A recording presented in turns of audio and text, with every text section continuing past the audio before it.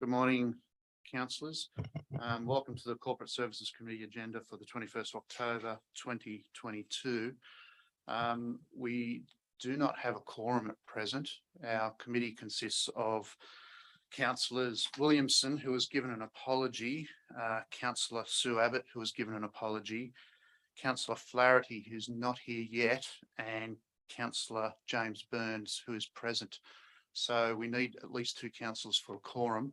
Our code of meeting practice says that we can wait up to half an hour if we don't have a quorum, but we must adjourn the meeting by 9:30, but we can adjourn the meeting at any time prior to that. So I guess as the only councillor here, councillor Burns, do you have a preference? If you want to wait, we can wait some time.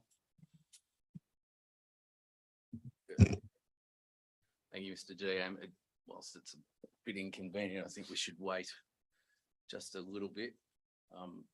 Possibly even see if the mayor can make it in. If he might be available at all. I know the mayor had another appointment this morning, so we can wait 5 minutes. I might go and see if the mayor's still available and see if anyone's been in touch with councillor Flaherty. So maybe we wait 5 minutes. Yep, thank you.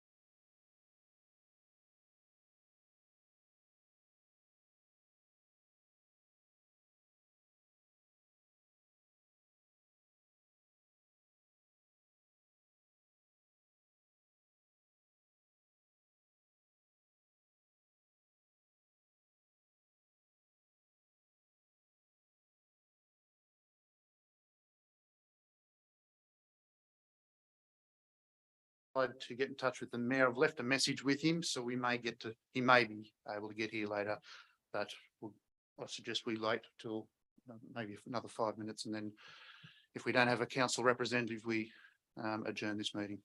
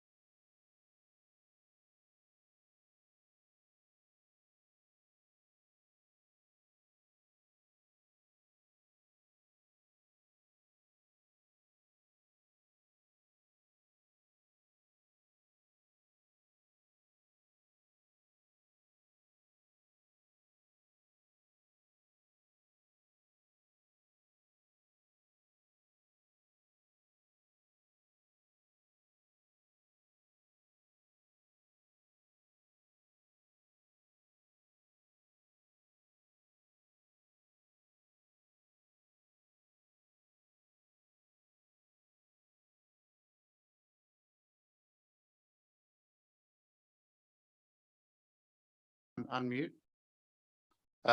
Councillors, we can convene the meeting now. We do have a quorum, and in fact, we have two councillors now. So we have present Councillor Flaherty, Councillor Burns, and Councillor Collison. So we can commence. Given that Councillor Williamson is absent and he is the chair, we will need to elect a chair. Do I have a nominee for chairperson? Sorry, Mr. GM, I would do it, but I've unfortunately got to leave in about 30 minutes. So I'll nominate Councillor Burns. Okay, you happy to accept that, Councillor Burns? Okay, I'll hand over to you then to do the rest of the meeting. Thank you. Okay, thank you, Mr. GM. Back there, applications for attending meeting via video link. None received. Leave of absence has been granted to Councillor Abbott. Yes. Any more apologies? Sorry, and Councillor Williamson has also given an apology. Okay, can I have those moved, please?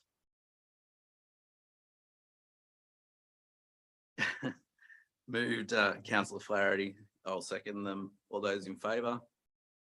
Excellent. Disclosures of interest. Nil received. No public participation. Business items. We'll head straight into Mr. Phelps. Thank you, Mr. Chair. So we'll just run through the financial summary and investment report that's on page 1, which is our first report. If you go down to the bottom of the page there, pretty well the result for the period ended August 22 indicates a positive variance to budget of 232,000 compared to a positive variance of 512 in the July month end. It's noted that we're still finalising the 21-22 year, and there'll be a number of carryover projects identified, and we'll bring those into the September quarterly report in due course. Just doing a high level view over the main variations to the council result to the end of August. Revenue side of things, we're up by 349,000 there, which is about 1.5%. Main drivers behind that is our tourism area and promotion is higher by about nearly 200,000. And that's just receipt of some grant funding that we received for a lot of tourism events, which has helped to stimulate the tourism sector and within the community post-COVID. So that's a bit of funds we've got sitting in tap, waiting for those events to take effect during the 22-23 year. The other couple of items there, which is your general revenue, which is your rating income, as well as the water and sewer revenue. Both are higher than budget at this point in time. It's mainly due to the pensioner concessions to date. So over the course of the next month or so, those will come back into alignment. The non-operating revenue and expenditure, it's a little bit behind at the moment by 97,000.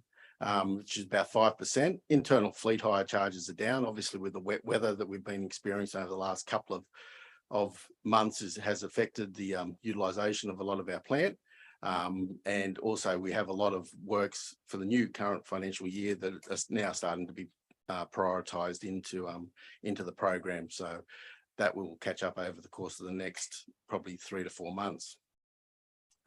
Operating expenditure, pretty well overall. We've got, it's very close to budget. It's down by about 1%, 78,000. The main item that we do have in there was just in regards to the RMS state roads, the individual price works orders. We've done a fair bit of work over the last couple of months out there on the Golden Highway, which has made the cost being higher by about 135,000. Obviously, those costs will be recovered through revenue streams, so we'll be recovering those during the October 22 month with our quarterly claim going through to Transport for New South Wales. Moving then just into the capital works expenditure. Overall, the dollar terms is pretty well. It's tracking along quite well at 58,000, a positive variance there. Which is about 5% based on our overall spend to date coming through. With a lot of the budgets in there, we've got a number of carryover projects will come into play during that September quarterly meeting. So it's just more or less carrying over from the 21-22 year. So the result of all those major variances there is back to the 232. Budget position stayed pretty well constant. We haven't had any variations for this month. We'll do those in the quarterly report in September. Bank funds, we've got at the end of August, $32.87 million in total funding. 32.16 of that is sitting in our investment schedule, which is enclosed within the papers. Overall, our capital expenditure report, which is also attached to the actual report itself. Total for the 22-23 year is 51.9 million as adopted by councillors in the Depop in June. To date, we've spent about just over $1 million to the end of August, which is about 2% of our overall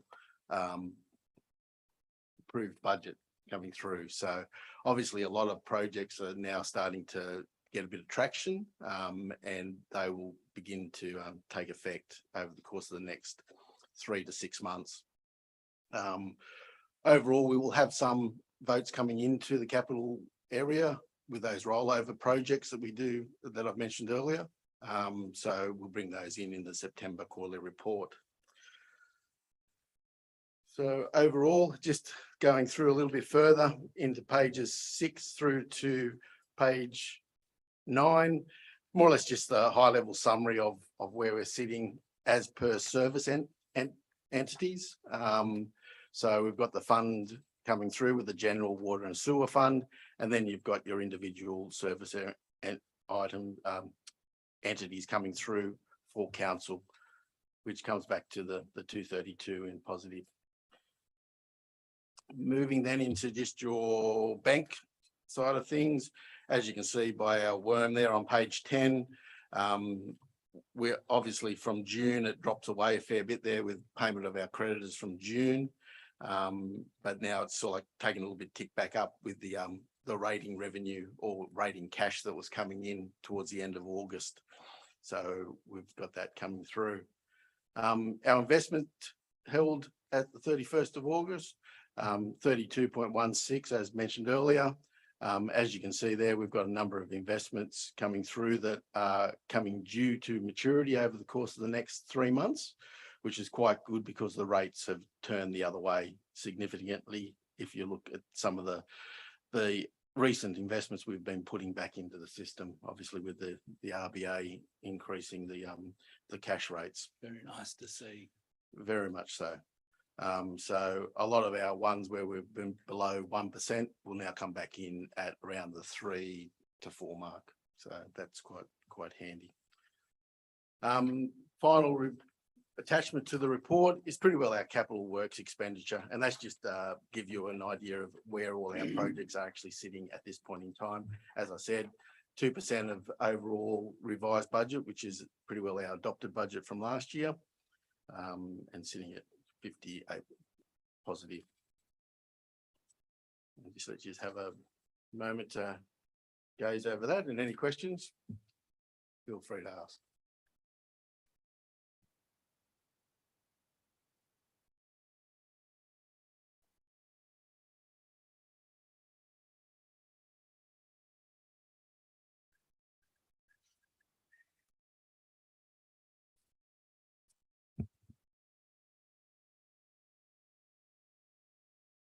No, I don't have any questions, but I'd like to congratulate the staff on the tourism funding. I know that Ms. Duretz has worked very, very hard in that area, and is bringing in the tourism dollar.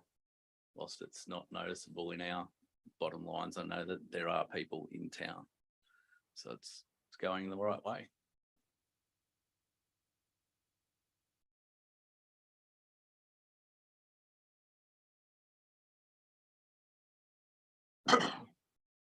If there's no more questions, if I could have a mover and a seconder, please. Moved by Councillor Flaherty.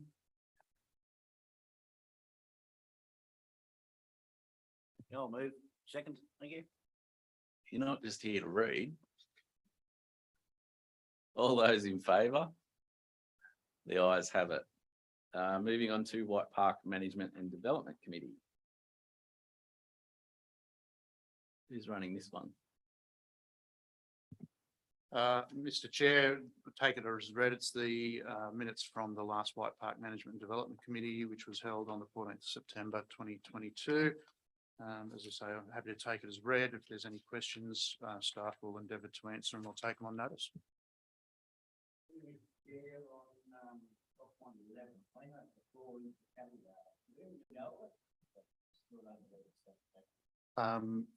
We did some cleaning of the cattle yards.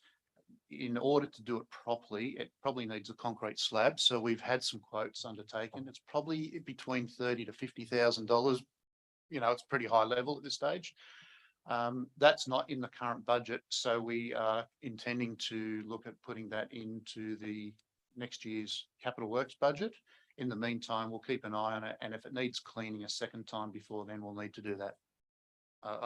Maybe Mr. Phelps has some additional information. I'm happy for him to add that. Thank you, Mr. GM. Overall, we've sought some quotes in regards to gravel, putting some gravel in there for the cattle. So we're in that process at the moment just to see what that sort of costing will look like. Obviously, at the moment, with it all scraped back, that is a bit of a bog pit, especially with all the rain that we've got at the moment. So we'll just take it on notice that and supply further information as we find out. It's working now. Thank you, through you, Mr. Chair. I'm getting quite a few phone calls from cattle lenders. They're very concerned because the price of cattle, of course, and so long as we're onto it and we've got a plan moving forward, I'd hate to see someone cancel it because of the boggy yard. So we're onto it by the sound of it. Keep moving forward.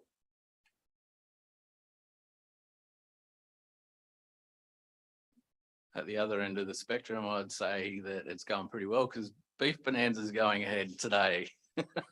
And they haven't cancelled it. So whereas years gone by, we weren't able to have it. So yeah, it's one of those things, isn't it?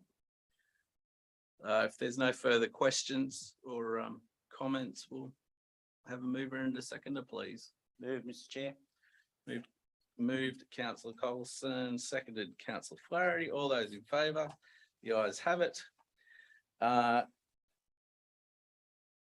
Airport Management Committee meeting minutes. I'm guessing this is your. No, it's Mr. Augusto's is the next report. This, Mr. Chair, is the Airport Management Committee minutes from the 23rd of September. This has already been presented to council because there was an urgency around some of the items. So it went to council in late September. However, I would point out that the report that went to council identified the minutes as being the 13th of July minutes, not the 23rd of September minutes. So just for clarification, we've actually re-put the minutes back to this committee just to ratify those 23rd of September ones. But happy to take any further questions if councillors have questions arising. Through you, Mr. Chair. What is, I'm not really up to speed with what the Hunter Fighter collection is. Is that a separate entity, a private entity, or what is that? Yes, thanks, Councillor Flaherty. Through you, Chair, the Hunter Fighter Collection is a volunteer organisation. They've been doing a lot of the manual labour on the aircraft that are displayed at the aviation centre. So we've been, through them and their contacts, been able to increase the number of aircraft that we can show at the aviation centre. Some of those aircraft come to us in fairly ordinary condition, you know, just an unpainted shell, for example. And whilst they don't get the aircraft up to a flying condition, they get them to a presentable position to be able to put in with all the new painting and markings. And if it needs other fit out, they do that as well.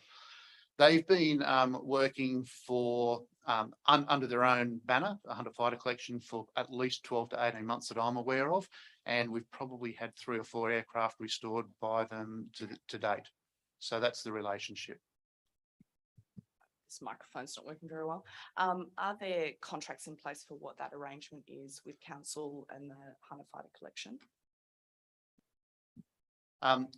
The Aviation Centre and Mr. Pay has an arrangement. So Ross Pay owns a number of the aircraft that are already in the Aviation Centre, and there's a legal agreement with them.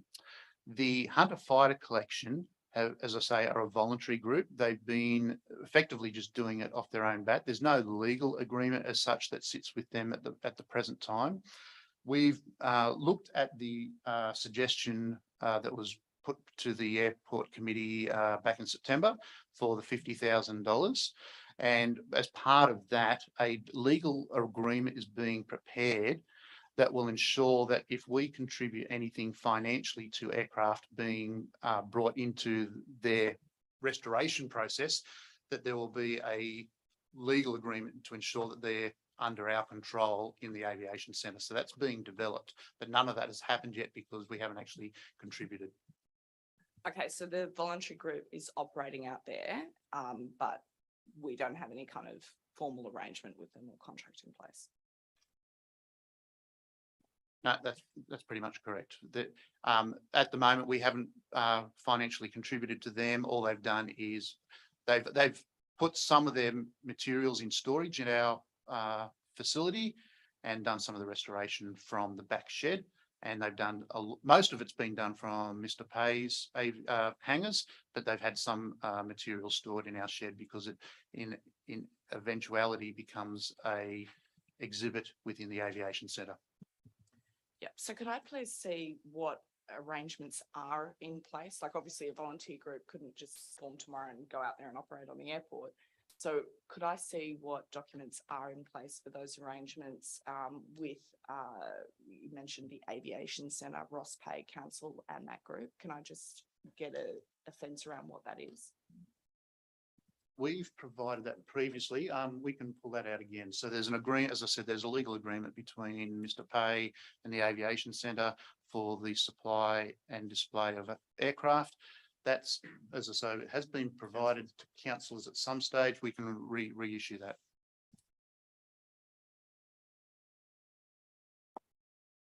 No more questions? A mover and a seconder, please.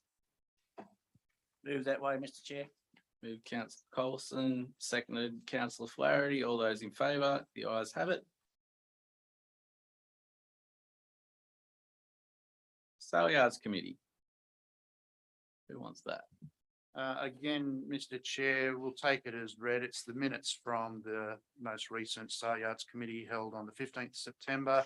If councillors have any questions, again, we can answer them here. If we have the information, I'll take them on notice. Yeah, through you, Mr. Chair, having trouble with this mic as well. Encouraging, last week 2,000 head, 1,000 through the special female sale and nearly 1,000 through the fat sale on Tuesday. What I seen at the store sale the other day was absolutely record prices, and what that would have put into the economy of the Upper Hunter Shire is extremely good and very, very encouraging. What this weather will do in the next few weeks, but it's very encouraging, and the agents tell me they're looking at another store sale next month. Through you, Mr. Chair. Just looking at the special meeting in regards to the viability and feasibility of the sale yards. Have we got a date for when that special meeting will be held? Sorry, councillor, can you just point out where you're reading from so I can? Sorry, councillors, only three can be on at once. Okay, thank you. Page 37, councillor McPhee is noticed as saying that she requested a plan direction to be able to go back to council to show feasibility of the sale yards. Councillor Collison, a few points down, says that he requested Upper Hunter Shire provide costing, staffing levels, etc., and to hold a special meeting once collated. I'm just wondering when that meeting and feasibility study will be delivered. Yeah, councillors, that was referring to the special, the service level reviews that council's undertaking this year. It doesn't apply only to the sale yards. It will be applying to all of our operations and business ventures. So that's something that Mr. Phelps and probably Ms. Van Voltsen will be working on with staff over the next 6 months, probably, I would say. Yeah.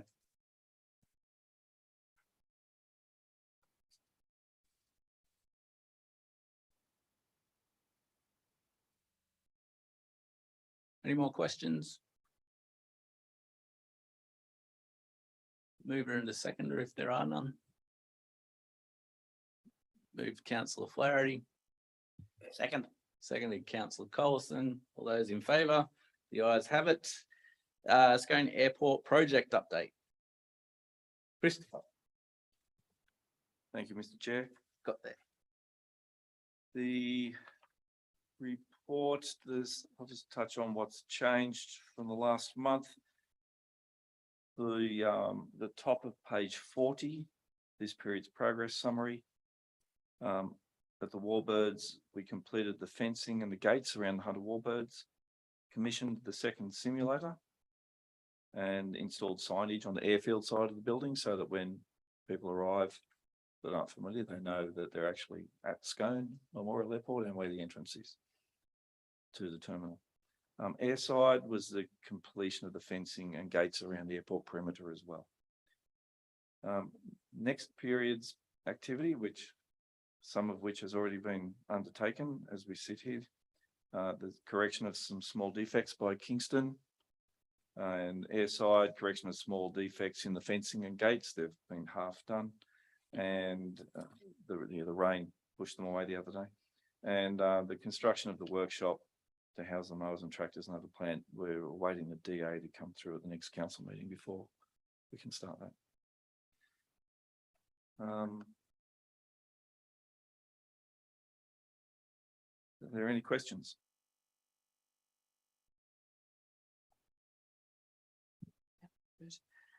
Yeah, just in terms of the major risks on page 40, when are the remediation works happening and what will it entail? Through the chair, the major risk there at stage is monitoring of the runway, taxiways and apron. So we've been monitoring, and so far there's been no recurrence of the problem. As the weather warms up, we'll keep even a closer watch on it to see what happens. So just to be clear, the major risk is the monitoring or is the state of the runway, taxiways and apron? The major risk is the potential further deterioration of the surface, and the control measure will be the monitoring. There you go. Through you, Chair. The risks are actually shown on page 44, councillors, in the risk matrix. And as pointed out by Mr. Augusto, the control measure is the continued monitoring because the current risks aren't being exacerbated under the current conditions. Through you, Mr. Chair. So the risks are being monitored and the risks are what? Damage to it, or what is the risk and what is the remediation if the risk arises? Through the chair. The risk is the further deterioration of the seal on, in particular, the taxiways, which is what we saw evidence of last December when the temperature increased and there was stone lifting out of the seal in the taxiways. Now, I've been informed by people with a fair bit of knowledge on bitumen seals that they do change and cure over time, and the words that were used is settle down. So because there was a problem last 12 months ago, doesn't necessarily mean that will be the same in the future when the weather heats up. So that's why that we will have to monitor it to see. Now, if there is the problem does recur, Daracon have accepted the fact that if that happens, it is a defect and that they will come to site with the appropriate materials and resources to rectify the problem and stop that happening. So through you, Mr. Chair, we wouldn't expect, I think, one of the previous meetings, you said that the variable seemed to be the heat that was creating the issue. So obviously during winter, we would hope that we wouldn't see that, but it could happen when heat comes back in spring or summer like it did in September. But you're saying that Darracon have accepted responsibility and will remediate if that occurs. Through the chair, that is my understanding, yes.